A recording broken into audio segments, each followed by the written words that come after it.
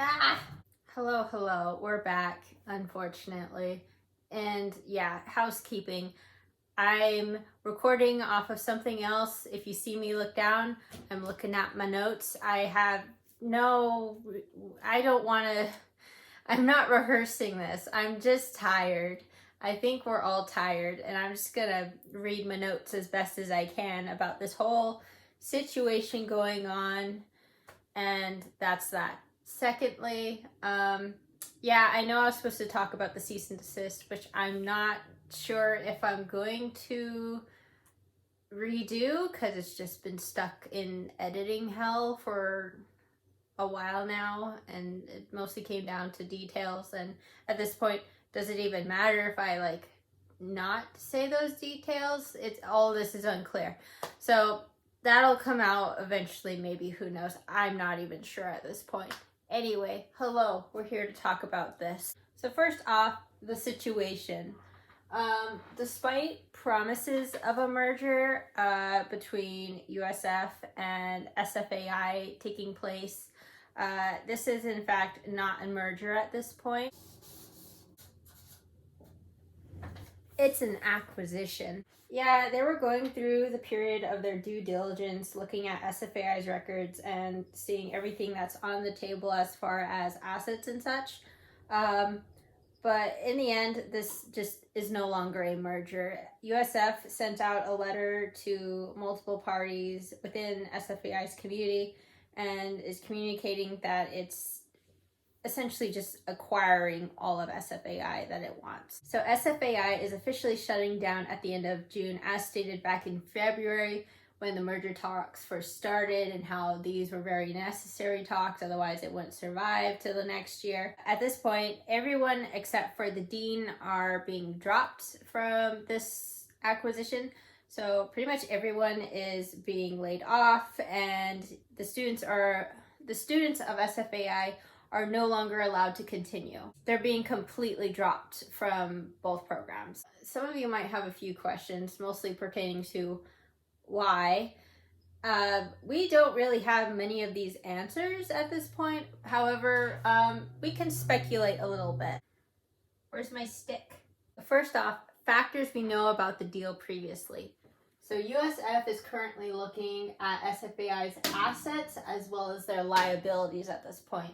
And this has been proven by the fact that former admin for SFAI, Heather Hickman Holland, has been giving tours of SFAI and has been acquiring files from her previous jobs from here. And this has been going on since February / when she made the transfer over to USF. So who knows how long she's been kind of giving them all of this information at this point. There's also the fact that the SFAI board and admins have been pretty much lying to everyone at this point because they can. They haven't explained this to their international students, and well, they are pretty much just accepting students into the fall semester of 2022. Why is this so familiar? So chances are SFAI, despite having to go through all the due diligence and explain all of its situational stuff to USF, there's a good chance that they also lied to USF as well in terms of some of this information. USF could have found out, maybe some correlating information didn't line up. We don't know. We don't know a lot about any of these talks, which is really strange given how the board promised transparency, and yet a lot of the information just is not being communicated to either party.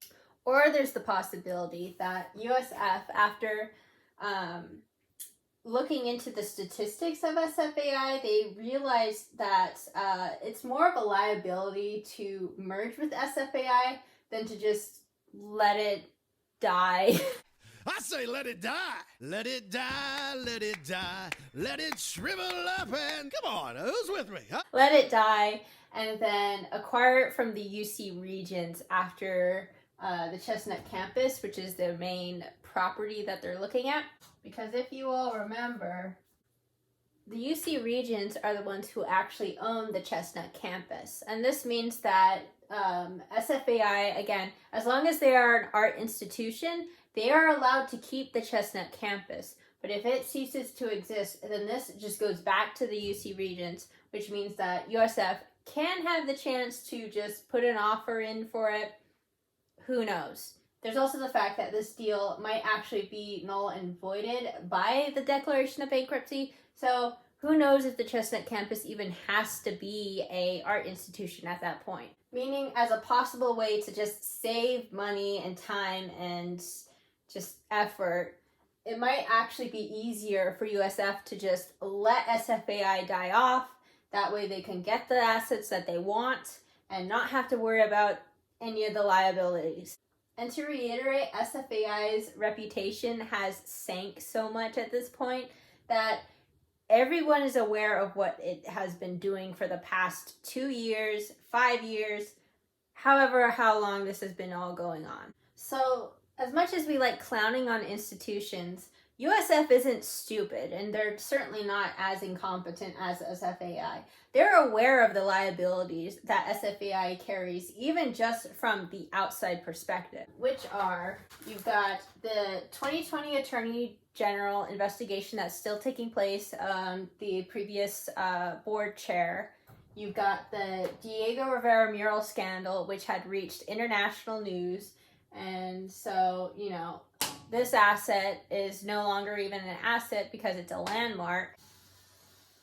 And there's also the fact that their numbers for students aren't actually the best that they can be. Let me explain this further as far as how it ties into why they would let go their entire student body for SFAI.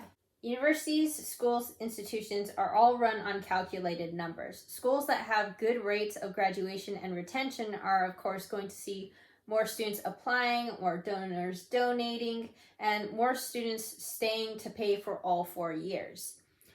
Graduate students don't count in all of this equation. Again, you can't transfer credits if you're a graduate student. You either finish or you start over from year 1. Even graduate students who transferred over during the SFAI 2020 event were forced to redo their first year after being transferred. And they should actually be graduating around about now, so this is all fairly recent information, guys. Anyway, institutions and such like good numbers, and SFAI does not have good numbers. Since 2016, which has to do with the Fort Mason stuff, their numbers have been plummeting, and along with Fort Mason, there's a bunch of other factors that go into it, like their marketing being disbanded. They switched up their website. A lot of information that I've touched on previously, but there's a lot of stuff going into 2016 kind of being the penultimate time period when everything started to drop. And these really bad numbers of high acceptance, low retention, low graduation have all been emphasized by student affairs, the students themselves. It was just a constant topic back in the day. And since USF also had to speak with the accreditation agencies during all of this stuff happening, chances are they had to have known at least the real numbers as far as what all of this was, despite SFAI most likely either calling them and saying give them good numbers, or even just SFAI trying to reassure that their numbers aren't actually that bad. USF most likely got the actual numbers and were able to calculate how all of this factored in for the student body being more of a liability than an actual asset. Even if you look on something like the ACAD, which is the art and whatever, their numbers for SFAI are atrocious. So as far as I can see and speculate, this is the most likely reason why USF decided to drop the SFAI students from the actual acquisition/merger, is that they are a liability more than anything, which is something that SFAI itself has been doing for a while now. And if not for any of these reasons, chances are USF just doesn't want to deal with having to register and reconfigure its programming just so that it can transfer 30-something students to its school. After all, why bother doing that when you can just save money by waiting a month? Now, I can be wrong. I can be wrong about all of this because for all we know, USF just decided to be assholes like, Catholics are. So, I could be wrong about all this. Like, USF could have decided that it wanted to do all of this just because they could. Or maybe they found some information that SFAI was trying to hide and realized they don't want to touch any of that. Again, the Attorney General investigations are still taking place right now. And I should point out there's more than one. There's actually 2 investigations taking place right now. One of which is the board chair. The other one, I don't really know what that one is. Either way, the bottom line is that if you've registered for SFAI for fall of 2022, I'm sorry, babes. They lied to you. They're gonna possibly cease to exist next month. They lie. And if they haven't told you about any of this, I got you covered. With today's sponsor, Class Action Lawsuit. I'm not actually sponsored by the class action lawsuit stuff. So for those who are unfamiliar, Mills College did something very similarly where they were declaring that they would no longer accept students for a certain amount of time and would be graduating out their classes from there on. And it's been discovered that they had in fact lied to their student body in a similar manner to SFAI, to be honest. So the Mills College students are currently filling out a class action lawsuit against their school, and in their footsteps, SFAI has started some of those steps, it seems. It's spearheaded by a few students.